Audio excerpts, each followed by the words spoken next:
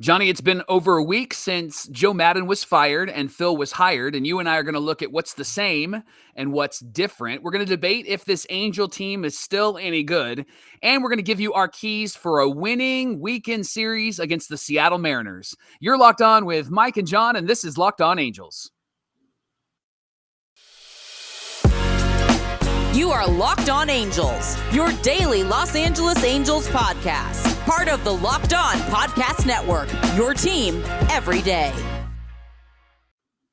And thanks for making Locked On Angels your first listen of the day. We're free and available wherever you get your podcasts. Those listening on the audio side, you can rate and review the pod. And those watching on the video side, you can subscribe and click the bell to be notified every time a new episode drops. Hey, happy Friday to everyone listening to Locked On Angels today. You got the Frisch brothers here with you, a.k.a. the Super Halo Bros. My name is John, and that's my brother Mike. And my name is Mike, and that's my brother John. We are two lifelong fans of the Halos, hoping that our fan-guided wisdom will get you through another day of pain with these Angels, and hopefully we'll have some success this weekend. Just a quick note, this episode was recorded before the game on Thursday night, so we won't be addressing that, but we'll be addressing the entire Mariner series on Monday. And it's a big one, Mike. It's 5 games over 4 days because we missed some games at the beginning of the season due to the delay. So hopefully we'll have some success up in Seattle. We know Mike Trout loves playing in Seattle, and he crushes it every time he's up there. So let's get some wins this weekend, huh? Heck yeah, I would love to see the Angels actually take all 5, right? Of course we want them to take all 5, but I would love to see the Angels come out of this weekend with maybe at least 4 wins. I think that could be real huge for our team. And now that Phil is leading the team, and it's been over a week or so since Joe was kicked out of there, let's talk about how Phil is doing. Here's some stats, John. Yeah. Joe's winning percentage was .482. Phil is around 300. I know it's a small sample size, so some of this is hard to measure. But what do you think is different about Phil Nevin managing this team versus Joe Maddon managing this team? There's some things that I've noticed that I appreciate about Phil Nevin, and he put that on display from game 1, and that was having Jose Suarez on the mound. He let Jose get that strikeout against Trevor Story, the last out of the inning. He even went out to the mound, and I thought, oh, great, here we go. He's going to pull a Joe Maddon and pull him early. And he let Suarez get that last strikeout, which I thought was huge. Since then, though, he has not been as supportive, in my opinion, of his starters and letting them finish the inning. And that's something I'm not excited to see. He has moved some players around. He's moved Shohei behind Mike Trout, which I think is a definite improvement. I love Shohei batting third. He's your typical, especially with his 10-game hitting streak, he's your typical third batter in the lineup, and he's behaving that way right now. Yeah. So that's been great to see. I really wish that there would be some adjustments made in how he's approaching the pitching. I will say, though, that my opinion, my observations as a fan who's watching every game, I think he's managing this bullpen much better than Joe Maddon was managing it. Now, I will say, again, he's got that quick hook, but Wednesday night against the Dodgers was a great example because he allowed Jimmy Herget to come in, and Herget did very well. And so I feel like he's just making the right decisions along the way. We saw Austin Warren, who pitched tremendously, and I'm confident in Phil's ability to manage this bullpen and not, jigsaw piece the end of the game together when it comes to the pitching staff. But how about you? Well, I saw the stats on how the bullpen has performed under Phil versus Joe. Again, it's a small window, a small picture, but the stats are pretty good when it comes to Phil managing this team versus Joe. Now, let's get to 56 games into Phil's management and see where we're at, right? But I do have to agree that it seems as if he's trying to get a clean inning for all of his bullpen guys, he's not bringing them in super high stakes moments. That's not universal. I mean, he's brought in some guys in some moments where he's yanked the starter. And so there have been, I guess, small tweaks, right? Small volume knob turns where he's turned the volume up here and turned it down here. But it's a slow for approach. Me, I see a lot of similarities that I guess I just don't want to see. And I don't know if it's because we've been so frustrated with Joe, but that quick hook for the starters has been there more than I would want it to be there. Right. It feels like there's a bit of a similar strategy. And even when it comes to how the hitters are approaching the plate, and you've said that they look approachless, right? It Mm-hmm. doesn't seem like anything has really changed there as well. And I don't know if I'm a fan of slow and steady. I really like dramatic moves Mm. when it comes to you're falling off a cliff. You got to make some big moves to shake things up. Not for the sake of shaking things up. And I want to be clear about that, because I think making a decision because you just want to rock the boat, I Right. think that's dumb, and that's not being a great leader. But a great leader recognizes when you start to move into what some organizations call like death rattle, you're in this place where you're just kind of doing the same thing, and not even just treadmill, but you're starting to see that it's not having a positive effect. And that's why we've talked about this team kind of being rebuilt, maybe not necessarily with players, but with culture, because Mm. they're in that death rattle mode. And I think that right now it's time to actually reevaluate how we're approaching things. And Phil seems to have the spirit to be able to do that. And there's Mm-hmm. no guarantee he's coming back next year. And so Yeah. if I'm Phil, I'm kind of flexing on that a little bit. I'm kind of Right. taking that step and going, hey, we're gonna try this. It's why I loved Marsh leading off. I Mm-hmm. thought that was a really great move when Ward was out. If he moves Ward to a more RBI power spot in the lineup, I would actually be really excited to see that. But so Correct. far, it feels a bit of the same. And I'm Right. more of a dramatic moves guy in those instances. What about you? Do you like slow and steady, or would you rather see dramatic moves? I've said it a million times. If you're going to use the Joe Maddon playbook, you're going to get Joe Maddon results. And that's what's happened so far with Phil Nevin, except for a few small cases. I'm a fan of dramatic moves. I mean, firing your manager is a dramatic move. And with Phil Nevin, this is his trial run to be a manager in the major leagues. Yeah. And this is something he's always wanted to do. And I don't think that you need to play it safe. I think that at this point, with the results that you're getting, you've got to make some changes. You've got to make some dramatic moves. And I think that if you keep running out Juan Lagares and Luis Rengifo, that's more of the same. I would be demanding Michael Stefanik comes up to the major league club, because I know that you were worried about his numbers being similar to like a Rengifo numbers, but it's somebody else. Yeah. Not It's somebody, anymore. Bring him yeah. up. It's somebody else. It's a different attitude. It's a different approach. And the same thing goes with Joe Adell. Man, his last week with us, that he spent time with us, he had some tremendous numbers, batting over 300 and slugging like 900, something like that. And just to see the way that he took to the plate was way different than when he was first up here with us. Right. And it was Right. against tough teams. It was against the Phillies and the Red Sox and the Mets. And Joe had some success against those tough teams in his plate appearances.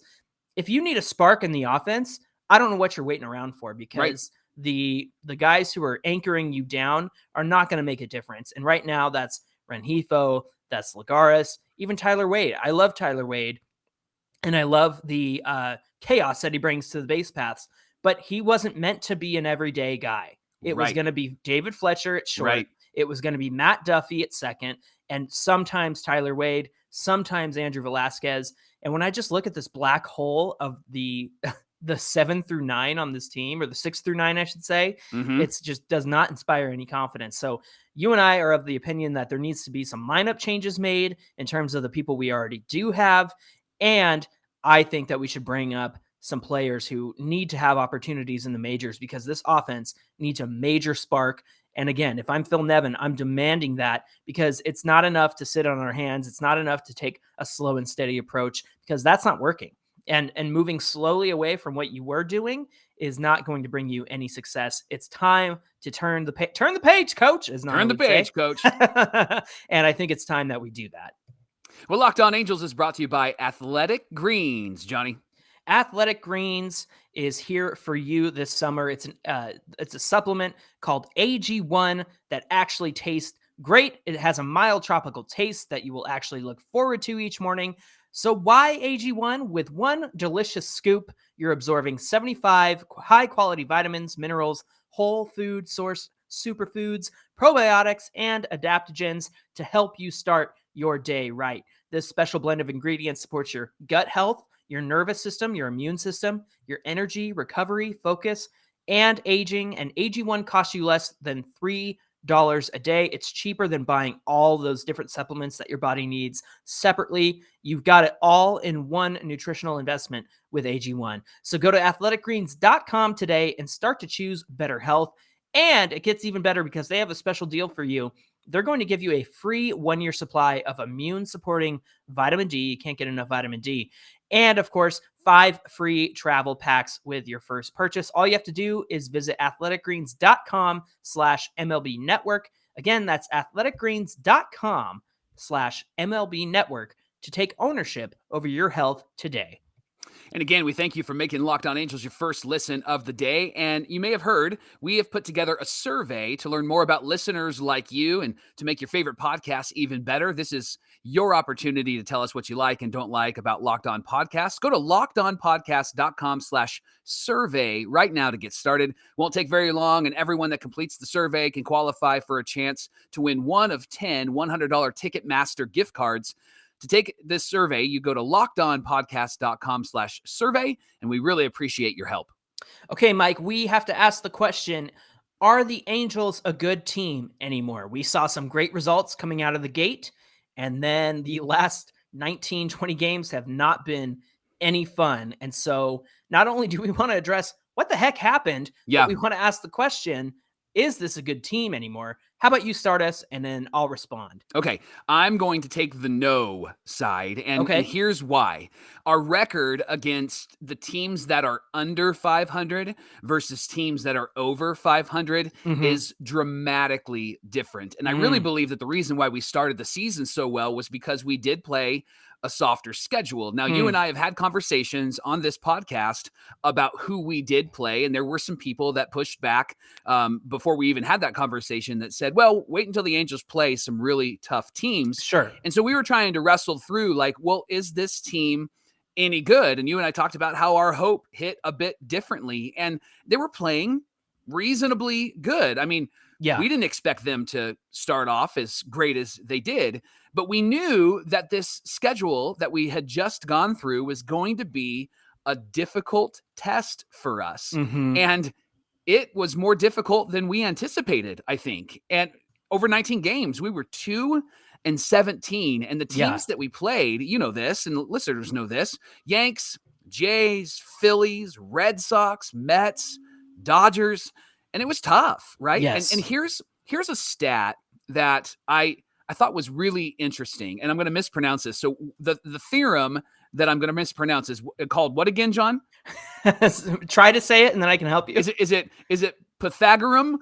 Pythagorean, yes. Yes, okay. Sure, we'll go with that. Awesome. This is why John's on the team. So there's a winning percentage that is a formula that determines the number of games that a team should have won based upon the total number of runs versus the total number of runs allowed. And so you can find this actually on the Angels page on baseballreference.com. So this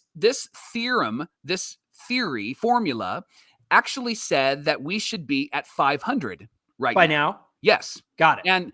And that tells me that we underperformed. We underperformed what even the computer said we were going to actually be, right? And so I think that that's why we have to just come to grips with maybe we're not that great of a team, and maybe we have a good collection of players, but there's still something missing or someone missing that we need to bring in, or there's a decision that we need to make. And here's what's really going to be interesting. Over the next 28 games, the average winning percentage of the teams that we're playing is .490. Okay. And that includes the Astros and Dodgers. Yeah. Without the Astros and Dodgers, the average winning percentage is .422. Okay. The reason why I'm sharing that is because I don't want us to get deceived because we're going to get teased. I anticipate the Angels putting together a few victories, and maybe we find ourselves at 500 or above 500. But I think that these games against these good teams, I think that we have to pay attention to those games because those are the teams that we're going to play in the playoffs. And if we end up sneaking in and getting that final playoff spot, I just know that our expectation, and we're going to anticipate that we're going to play well, but we've already proven that so far, we haven't been able to handle those great teams and handle them well at all. Not offensively, not defensively, not pitching, not starting, not bullpen. And so I'm going to lean in the no direction. Where do you lean, John? Okay, Mike, tell me who's first place in the AL West. Right now, the Astros. That's correct. And can I tell you their schedule over the last few weeks while we've had this horrible, difficult schedule? Yeah, please. Since May 26th, when our losing streak started, the Astros played the Mariners, the A's, the Royals, the Mariners again, the Marlins, and the Rangers. Does that sound like a tough schedule? Sounds like our schedule coming up, right? Exactly.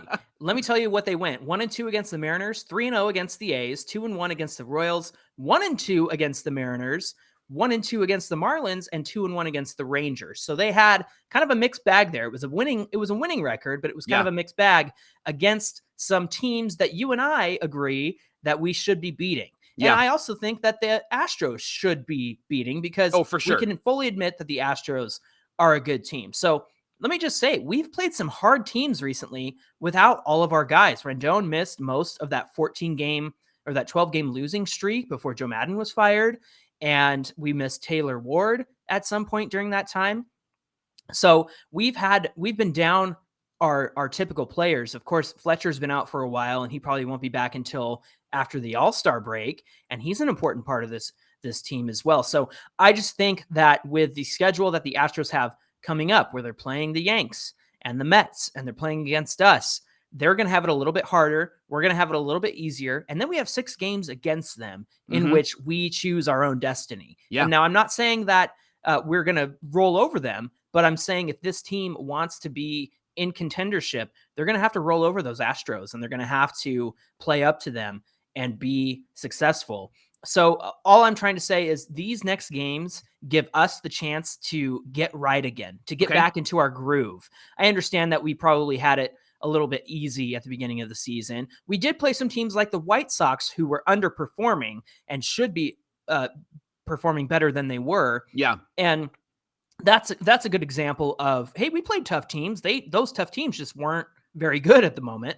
But I also think that if we can get rolling and win the games that we should be winning, I think that we're in good shape. Can I tell you, I pulled some stats here, and I just want to tell you that I see a lot of patterns and a lot of things that we were doing well at the beginning of this season. Okay. And then starting to see how some of those fell off. So let me tell you, the first 24 games of this season, we were averaging 3.6 walks per game. Our hitters were getting on base 3.6 walks per game. Okay. That continued from games 25 to 44, 3.2 walks per game. So still around 3. Similar. The last 20 games 45 to 64, this terrible losing streak, we've averaged 2.5 walks per game. Almost more than a full walk. More than a full walk. Wow. So you can tell, I've said that they've been approachless, and I think that's a good indication of these hitters not having a great approach at the plate. And it all has to do with how much they're getting on base and how much they're taking advantage of that. Now, let me go to the pitching side. Okay. On the pitching side, they had averaged, let's see, I'm losing my stats here. They had averaged 3 walks a game when they started the season.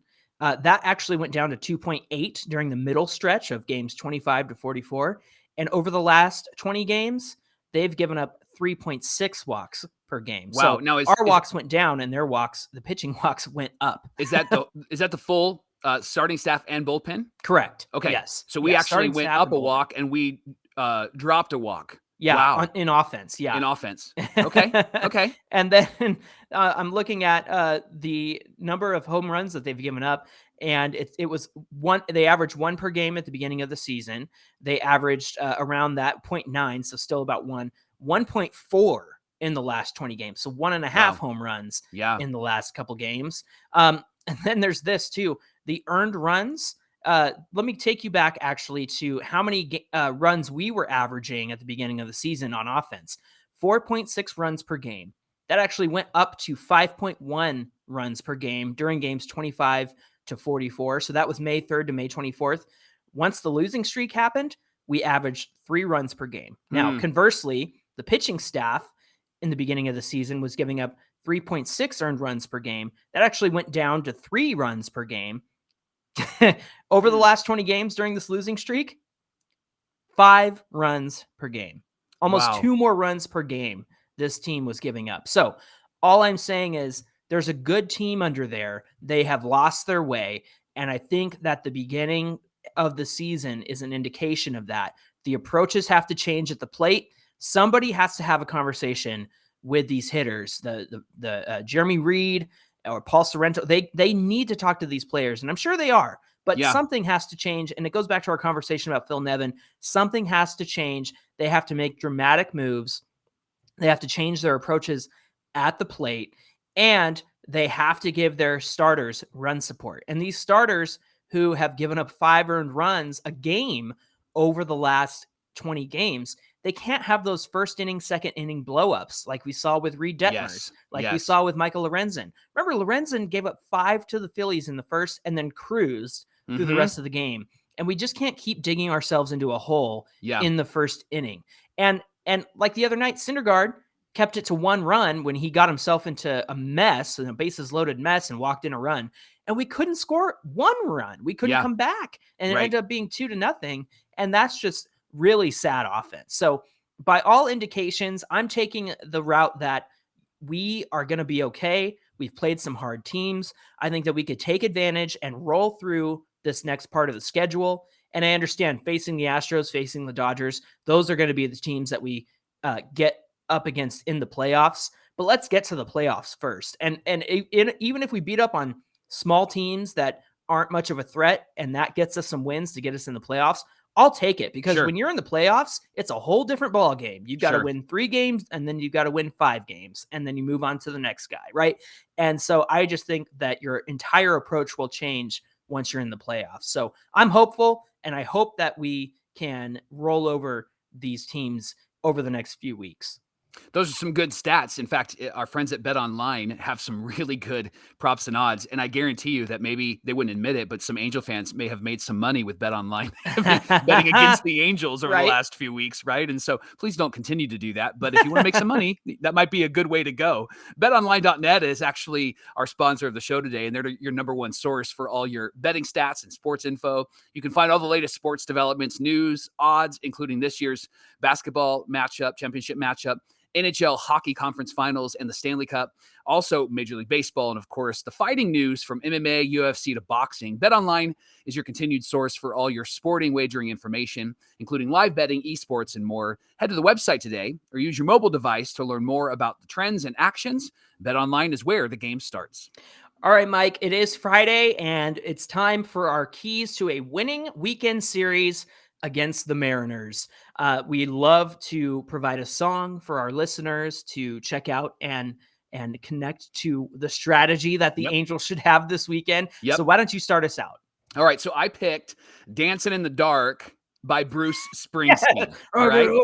Now, I'm going to give you the opening lyrics, all right? I get up in the evening, and I ain't got nothing to say. I come home in the morning. I go to bed feeling the same way. I ain't nothing but tired. Man, I'm just tired and bored with myself. Hey there, baby. I could use a little help. You can't start a fire. You can't start a fire without a spark. This gun's for hire, even if we're just dancing in the dark. All right? Wow. So why didn't you sing it? All right. So here's why I wanted to go with this, because I love the idea of you can't start a fire without a spark. And I'm asking the question, who will be the spark on this team that's going to start the fire? Ooh. We've been asking that question for a long time. I'm not going to talk stats. I'm not going to talk approach. I'm not going to get past the 5th inning. I need someone on this team. I need 2 guys. Give me 2 guys on this team that's going to start a fire for us. I need somebody fired up.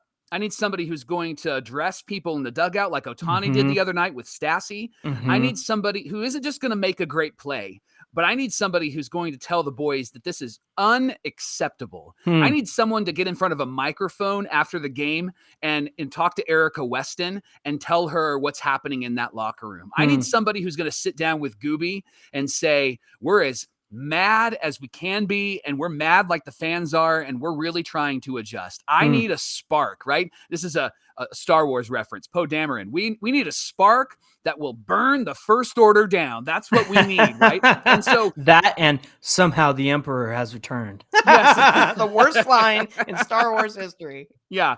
So I need a spark. I need somebody to get mad, get angry, get it together, because this season should not be in the mess that it is. And so who is it? Who do you think? I need somebody. And so I think that if I had to take a guess, I think one of them's on the major league roster right now, and one of them's in the minor leagues. Okay. The one on the major league roster right now is Jared Walsh, and the one in the minor leagues is Joe Adell. Okay. And I think having Joe Adell on this team brings all sorts of fire and energy, and that's why I think he would be a much better fourth outfielder than Juan Lagarfis. Because he brings so much fire and so much energy, and he's great friends with Brandon Marsh. And to have your best friend on the team has got to help you and fire you up and help create a great culture there. And so who's going to be the spark? I need someone to help us stop dancing in the dark, Jonathan. I love it. Well done. Well done. Thank you. All right. Can I tell you my song? Yes, please. Okay. So this week's song is Jane by Jefferson Starship. Nice. And the reason why is because, Jane, you're playing a game you never can win. Come on. I might have to do that at karaoke night this week. Yes. And that goes to Phil. Phil, you're playing a game you never can win. And the reason why I'm saying that is because you've got to get away from whatever playbook was handed to you, whatever strategy that was before you. You've got to move away from that. We can't keep running out this same lineup and expect different results. You're playing a game you can never win as long as you have that bottom 6, 7, 8, and 9 the way that you have it. So something needs to change. We have to move some guys around in this lineup. The approaches have to change at the plate. Somebody needs to have a conversation about taking pitches out of the zone and not watching strikes right down the middle. These guys need to attack. I haven't seen them attack lately. No. And when they do attack, it's usually a fly out because it's in on the hands or it's out at the head of the bat, and it's just not working. So this game that they're currently playing, they're never going to win with this game. And so that's why my key to a winning weekend series is Jane by Jefferson Starship. You got to change the game because right now you're playing a game you can never win, and it's time to play a different kind of game. Well, it's incredible content like this that you make your first listen of the day, Locked On Angels, and we appreciate that. Make your second listen the Ultimate NBA Mock Draft. The first picks from the Ultimate NBA Mock Draft have been made. You can search for Ultimate NBA Mock Draft and get over 50 insiders, the Audacity sports experts and draft experts of Locked On NBA. The 5 episode Ultimate NBA Mock Draft is underway, so check it out. You're going to love it, especially if you're a basketball fan. That's right. That's right. Hey, make sure you give us a follow on Twitter at Locked On Angels and connect with Mike and I on Twitter and Instagram at Super Halo Bros. And you're going to want to do that because on Monday, Michael, is Mailbag Monday. You get to set the agenda. I know it just felt like we did it because we did it on Tuesday, but we appreciate you sending in all your questions and sending us voicemails and all of that good stuff because you have some great thoughts. There are some things that you want to get off your chest. You have some great questions to ask, and we love interacting with you. So get into our listens, get into our DMs, get into our voicemail. We'd love to hear from you.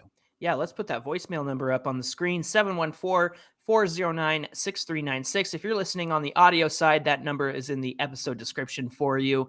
In the meantime, we are going to have ourselves a great weekend. Happy Father's Day to the dads out there and whoever you call dad, or if you have a father figure in your life, make sure to celebrate that person this weekend. In the meantime, my name is John, and that's my brother Mike. And my name is Mike, and that's my brother John. And we'll see you right back here on Monday for more Locked On Angels. Have a great weekend, everyone.